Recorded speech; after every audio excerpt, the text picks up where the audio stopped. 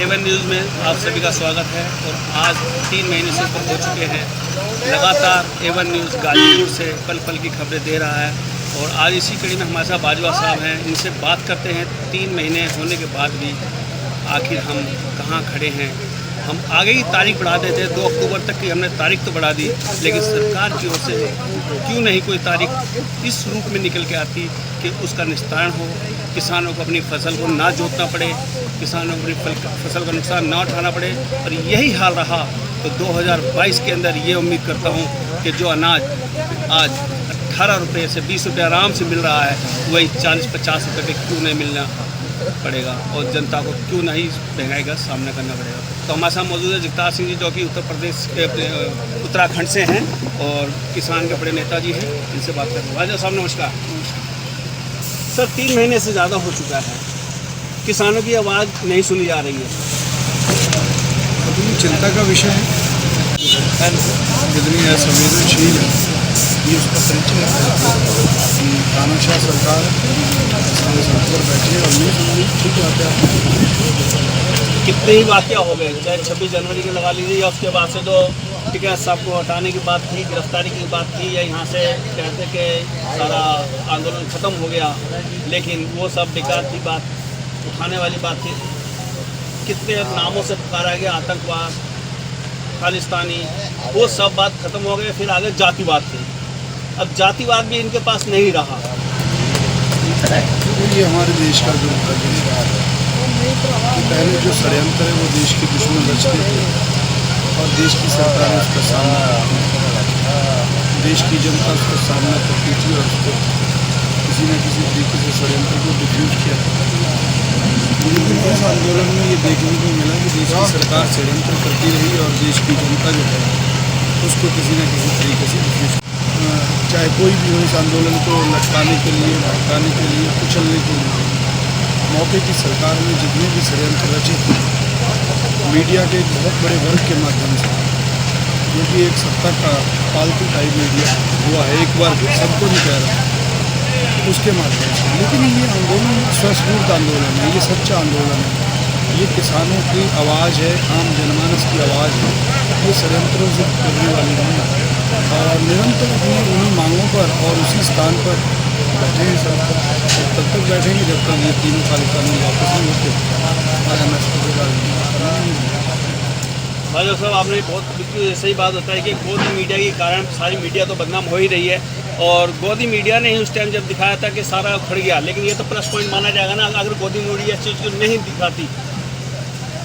दिखाती कि भाई यहाँ से आंदोलन खत्म हो गया है, किसान जा चुके हैं, तो शायद राकेश टिकैत साहब की बात जो पूरा हजूम हुआ, पूरे देश में एकता की लहर हुई है, तो उसका कहीं ना कहीं श्रेय तो गोदी मीडिया को भी जाता है।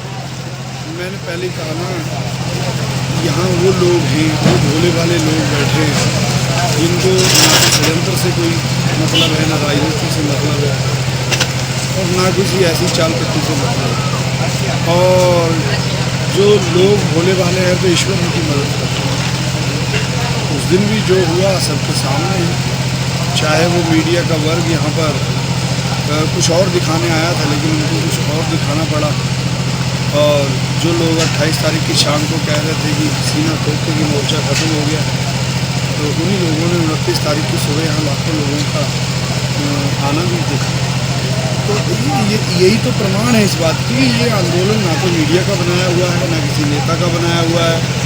ये आंदोलन अपने आप ही सरकार की जो तानाशाही उन पर चला है और खड़ा हो गया है और ये निश्चित अपने मुकम्मल मुकाम पर पहुँचे।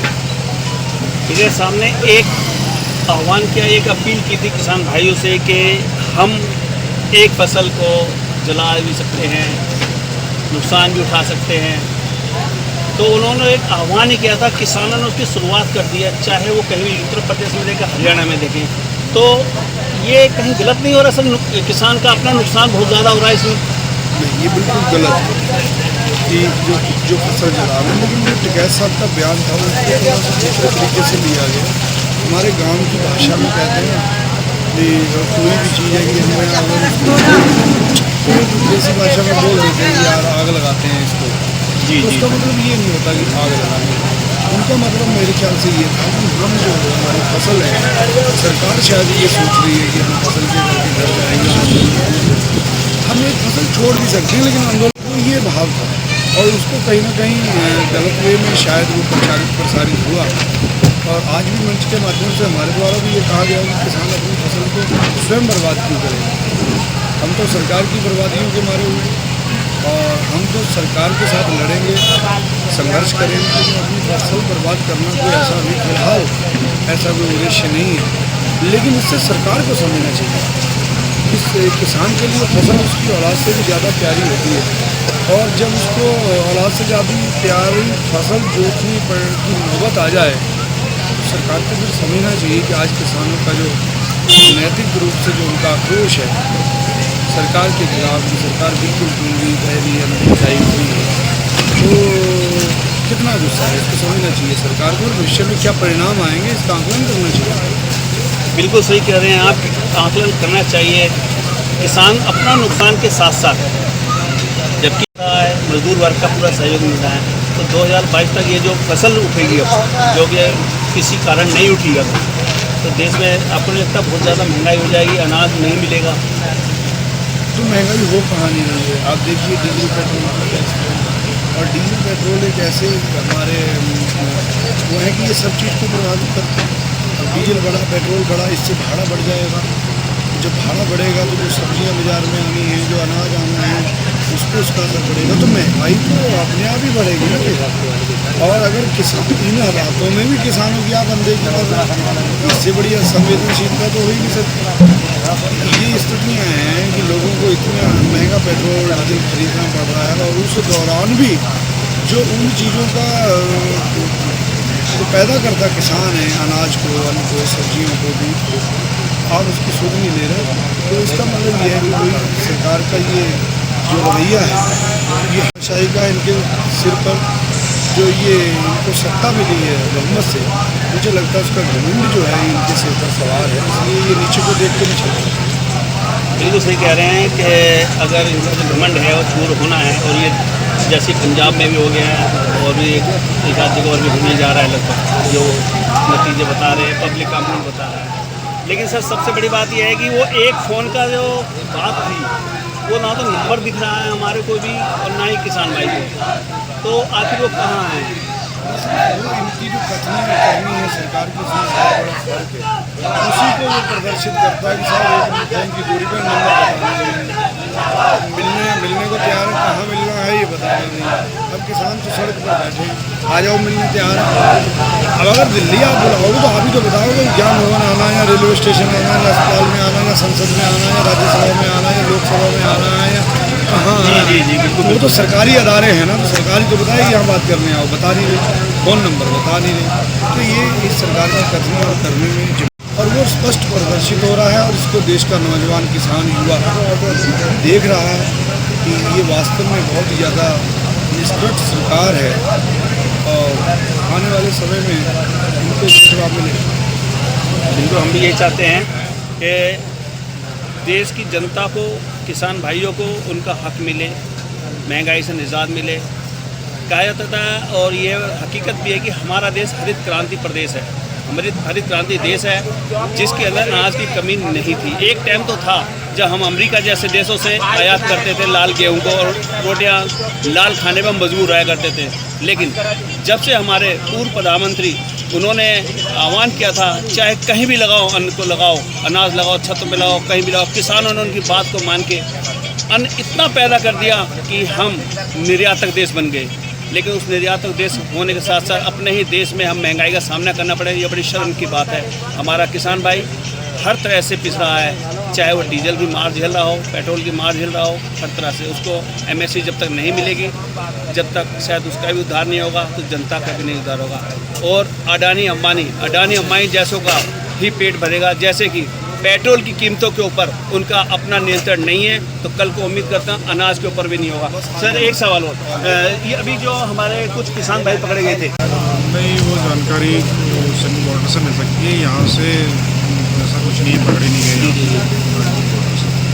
और जो लोग पकड़े भी गए हैं वो हमारी जानकारी में है नहीं। जिन लोगों ने इतना लंबा सफ़र किया है उन लोगों को किस रूप में देखा जा रहा है? क्या एक नेता के रूप में उठा के लेके जा रहे हैं, कार्यकर्ता के रूप में रख रहे हैं उस श्रेणी में, या एक आंदोलनकारी का कुछ एक चेहरा निकाल के आ रहे हैं? देखिए, तानाशाह सरकार है, वो तो अपना तानाशाह रवैया अपनाती है ना हर जगह। तो उनका पहले तो कसूर नहीं बता पाई है, कसूर क्या है। ये तो माननीय अदालत का हम धन्यवाद करते हैं कि उन्होंने हमारे कसूर जो पकड़े थे उनको छोड़ा है, अदालत ने उन्हें जमानतें दी हैं। ये तानाशाह सरकार है, ये तो गाड़ियों के नंबर नोट कर करके उनका एड्रेस लेकर के नोटिस भेज रहे हैं घरों पे, 307 जैसी धाराएँ लगा रहे हैं। तो ये 307 का कौन सा ऐसा अपराध कर दिया है किसानों ने? लाखों के हिसाब से नोटिस भेज रहे हैं। ये इनका शुरू से तानाशाह रवैया लेके आए। इस तरीके से अपने इंतजाम गर्मियों के भी करके ले आएंगे। यहाँ पे आप देखेंगे चटाइयाँ आई हैं, कुछ ऊपर स्टोर में रखी हुई हैं, तो वो चटाइयाँ किसान लेके आए हैं कि अपने उससे गर्मी से राहत मिल सके। इस तरीके से पंखे कूलर जो है वो किसान लेके आ रहे हैं। एक आरोप बहुत ज़्यादा भयंकर लगाया जा रहा था, वो ये कि जैसे सर्दियाँ थी तब कह दिया था कि बाहर से फंडिंग आ रही है, इसके लिए आ रही है। तो अब जो एक गर्मियाँ स्टार्ट नहीं हुई हैं, यहाँ देख रहा हूँ एसी कूलर भी नहीं दिख रहे हैं। उससे पहले ही कुछ मीडिया में ये भी चर्चा आ गई यहाँ एसी भी लग रहे हैं। तो क्या किसान के पास इतनी हिम्मत नहीं है कि अपना एसी का इस्तेमाल कर सके? क्यों नहीं कर सकता किसान? किसान को भी गर्मी लगती है, सर्दी लगती है, वो भी अपना एसी लगा सकता है, इंतजाम कर सकता है। क्या ये जो कानून बनाते हैं वही एसी में रहेंगे क्या वहाँ बैठ के? किसान भी अपना करेगा इंतजाम, उसको भी तो गर्मी लगेगी, वो अपना एसी भी लगाएगा, पंखा लगाएगा, कूलर लगाएगा, सारे इंतजाम करेगा। और यहाँ मोटर पे बैठे हैं, यहाँ तो सरकार को करके देना चाहिए इंतजाम। यहाँ तो एसी सरकार को लगा के देनी चाहिए ना, पानी का इंतजाम करके देना चाहिए। MSP दे नहीं रहे किसान ने, एक भी किसान ने हमारे क्षेत्र में MSP नहीं बेचा। जो MSP था वो भी नहीं मिल पा रहा है उसको, उससे आधे रेट में मार्केट में बेचना पड़ रहा है। जो लोग मार्केट में बैठे हैं उसका शोषण कर रहे हैं किसान का। तो इन सब चीज़ों को लेके हम ये प्रोटेस्ट कर रहे हैं अपना। हमें कोई शौक नहीं है धूप में सर्दी में बैठने का, हमारी मजबूरियाँ हैं तभी हम यहाँ बैठे हैं। सर, अभी गर्मियाँ बहुत ज़्यादा बढ़ने लगी हैं, उसको देखते हुए आप कैसे इंतजाम है जिससे किसानों को, आने वाले किसान भाइयों को राहत मिलती रहे, गर्मी का सामना करना पड़ता है? तो किसान अपना देखिए, पहली बात तो किसान जो है खेतों में भी काम करते हैं दिन रात, वहाँ भी गर्मी सर्दी को झेलते हैं, भूखे प्यासे खेतों में रहते हैं। तब जाके कहीं 6 महीने बाद फसल आती है तो उसका नंबर आता है, अनाज घर पे आता है। तो यहाँ भी अभी 6 महीने हुए नहीं हैं, 3 ही महीने हुए हैं। हम तो 6 महीने का प्रोग्राम पहले बना के आए थे कि 6 महीने हम यहाँ बैठेंगे, और आगे बैठाना चाहती सरकार, आगे भी बैठेंगे। तो गर्मी सर्दी का इंतजाम, जैसे सर्दियाँ निकली हैं हमारी, हमने खुद इंतजाम किए किसानों ने अपने घर से। कोई दारू सरकार सुनती किसी की है नहीं, किसी वर्ग की नहीं सुनी इन्होंने, आज किसानों को भी नहीं सुन रही है। तो ये वही अहंकारी रवैया है इनका, और ये इनको जल्दी जवाब मिल जाएगा। जैसे इनके ये लोग जा रहे हैं, मंत्री भी इनके जा रहे हैं क्षेत्रों में, किसानों को समझाने जा रहे हैं, उनको 3 महीने बाद याद आई है किसानों को समझाने की। तो किसान पहले ही बहुत समझदार है। किसानों ने इनको एक मौका दिया था कि आप सरकार बनाइए, बहुमत दिया इनको, क्योंकि अच्छा काम करेंगे, लेकिन सारे उल्टे काम किए इन्होंने। काम ढंग का किया नहीं, जितने कानून बनाए सब विरोधी बनाए, जनता के हित में एक भी कानून नहीं बनाया इन्होंने। ये कानून लेके आए हैं तो ये तो सबसे ज़्यादा तो उपभोक्ता को, ये कंज्यूमर के लिए नुकसानदायक है। ये जो कानून लेके आए हैं किसानों के लिए तो है ही है। इससे तो कंज्यूमर, अभी जैसे पेट्रोल के डीजल के दाम बढ़ गए, तो इससे तो हर वर्ग प्रभावित होगा। जबकि पीछे से क्रूड ऑयल की, कच्चे तेल की कीमतें बहुत कम हैं, तो यहाँ पे इतने टैक्स लगा दिए कि 90 रुपये कर दिया है। यहाँ से 25-30 रुपये से कम ही पड़ता है यहाँ पे आकर के। इसके ऊपर 60 इतना टैक्स जो है जनता कहाँ से भरेगी? बिल्कुल सही कहना। अगर यही हाल रहा तो अनाज के ऊपर भी इसी प्रकार टैक्स लगाने शुरू हो जाएंगे क्या? देखिए, इनकी तो पूरी नीति खेती को खत्म करने की है। इसी कॉरपोरेट को लेके आए हैं ये लोग। ये किसान जो है, किसान को बर्बाद कर दिया जाए, उसको मजदूर भी न रहने दिया जाए, मजदूर से भी नीचे वाली श्रेणी में कर दिया जाए। मजदूर के लिए भी घातक है। पहले मजदूर 8 घंटे ड्यूटी थी उसकी, अब इन्होंने कानून मान दिया कि वो 12 घंटे काम करेगा। तो मजदूर अपना जो परिवार में रहेगा नहीं रहेगा, क्या करेगा? वो अपने बच्चों को कैसे पढ़ाएगा? काम के घंटे बढ़ा दिए, और उसके जो है उसकी कीमत जो है, उसकी दिहाड़ी है वो कम कर दी। इस तरह से किसानों के साथ में किया है कि उसका जो है डीजल के रेट बढ़ा दिए, खाद के रेट बढ़ा दिए, पेस्टिसाइड के रेट बढ़ा दिए।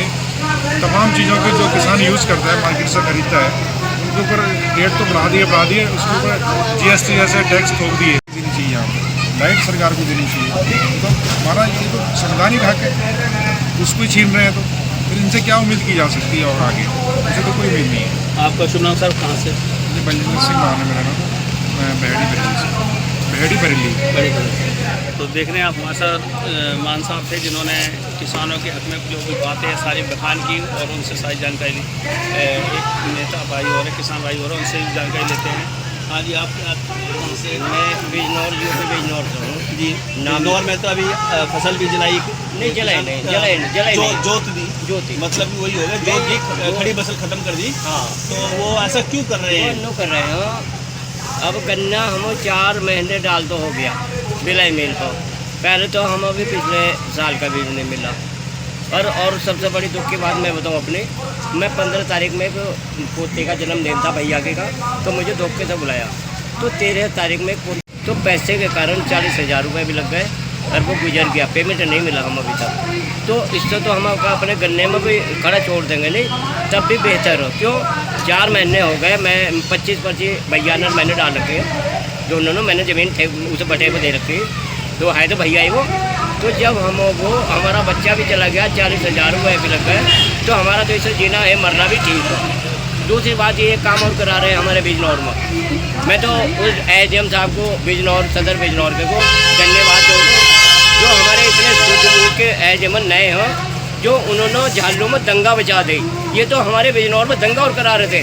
क्यों है तो हमारे मुसलमान भाई हम खाना दे रहे हैं और ये बीजेपी वाले हम सोनी विधायक से पिटवा रहे 5,000 रुपये भी चैन वाले मेरे जो मैंने है जो पास में कंवरिया आधार कार्ड से निकाल लेते, 500 रुपये थे मेरे खाते में भैया के में, उसमें से निकाल लेते। तो ये तो इतना जुल्म कर रहे हैं, इनके सिर पड़ो और कुछ नहीं कहता, भगवान इनके सिर पड़ो।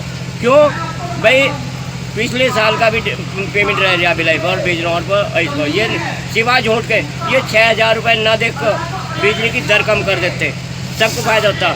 इन्होंने तो ये जो कृषि विभाग का जो मंत्री है नहीं, यो इतना निकम्मा। नरेंद्र सिंह तोमर जी, अरे तोमर जो ये कृषि मंत्री सबसे बड़ा घोटाला इसने कर रखा और यो ही हमारी सुन रही बीजेपी का नाश कर रहा। अन्य जितने विधायक नहीं ये शहरे आ जाएंगे हमारे जरूर तुमसे बताऊं और यो नंगा हो जाएगा। आप बता रहे हो कि कृषि मंत्री ने ये नाश कर रहे हैं। हाँ नाश कर रहा है। तो क्या प्रधानमंत्री जी प्रधानमंत्री को इन्होंने लोगों ने बहका रखा। अन्य हमारी सुन लो, प्रधानमंत्री चाहता तो इस कानून इतना बड़ी नहीं थी हो, यो इतना जरा सा बहुत देर छोटा था। अब तो इनकी मुच्चों की लड़ाई हो रही तुमसे बताऊं।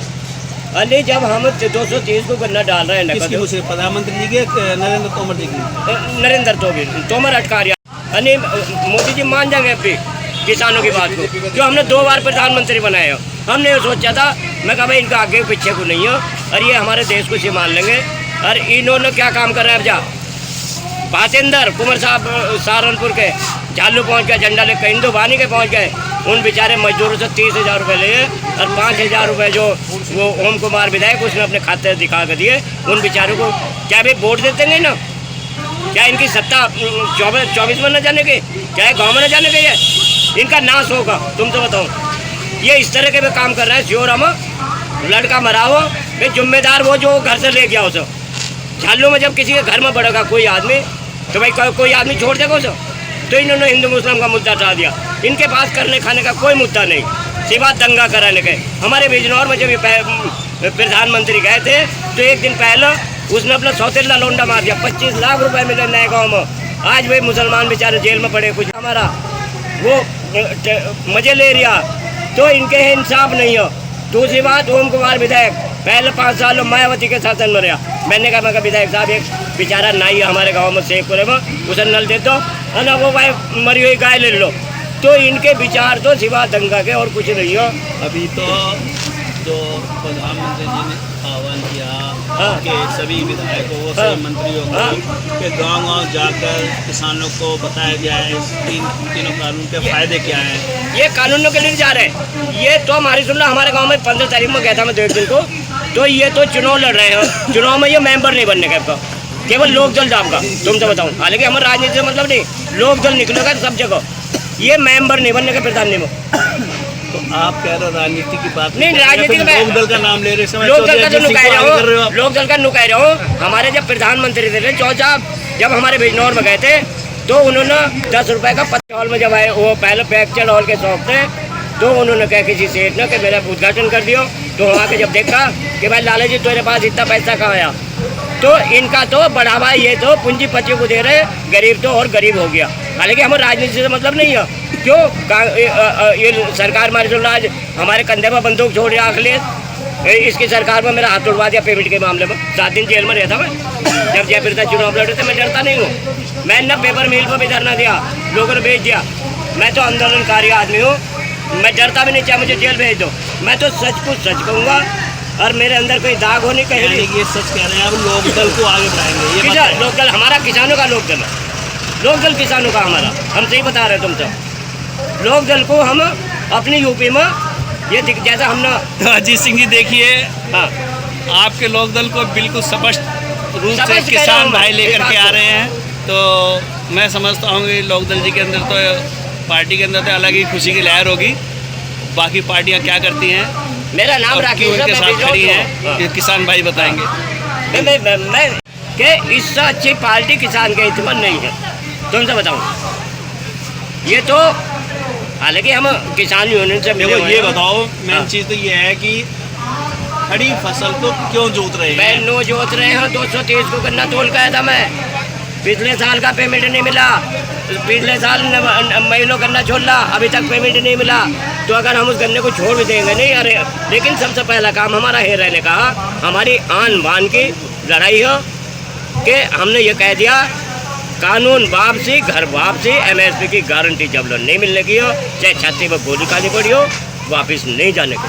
तो देखिए बिजनौर से आए हुए किसान तो भाई मुझे- कहना है मुझे गोली भी खानी पड़े तो मैं खाऊंगा, हाँ लेकिन जब तक MSP गारंटी नहीं, तीनों बिल वापसी नहीं, तो घर वापसी नहीं। A1 न्यूज़ के लिए गाजीपुर से भूपिंदर सिंह के साथ मुकेश चौधरी की रिपोर्ट। ਕੀ ਤੁਸੀਂ ਪਰੇਸ਼ਾਨ ਹੋ? ਚਮਤਕਾਰ ਹੁੰਦੇ ਵੇਖੋ ਆਪਣੀਆਂ ਅੱਖਾਂ ਸਾਹਮਣੇ। ਲਵ ਮੈਰਿਜ, ਵਸ਼ੀਕਰਨ ਸਪੈਸ਼ਲਿਸਟ, ਹਰ ਪਰੇਸ਼ਾਨੀ ਦਾ ਹੱਲ 100% ਗਰੰਟੀ ਨਾਲ ਪਾਓ।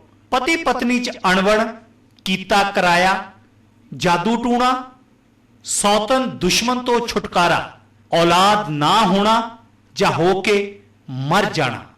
ਲੋਟੋਮੈਕਸ ਜਾਂ ਲਾਟਰੀ ਨੰਬਰ ਪਾਓ। ਤੁਸੀਂ ਸੰਪਰਕ ਕਰ ਸਕਦੇ ਹੋ ਮਹਾਗੁਰੂ ਗੰਗਾ ਰਾਮ ਜੀ ਦੇ ਨਾਲ। ਉਹਨਾਂ ਦਾ ਮੋਬਾਈਲ ਨੰਬਰ ਹੈ 981522 28682।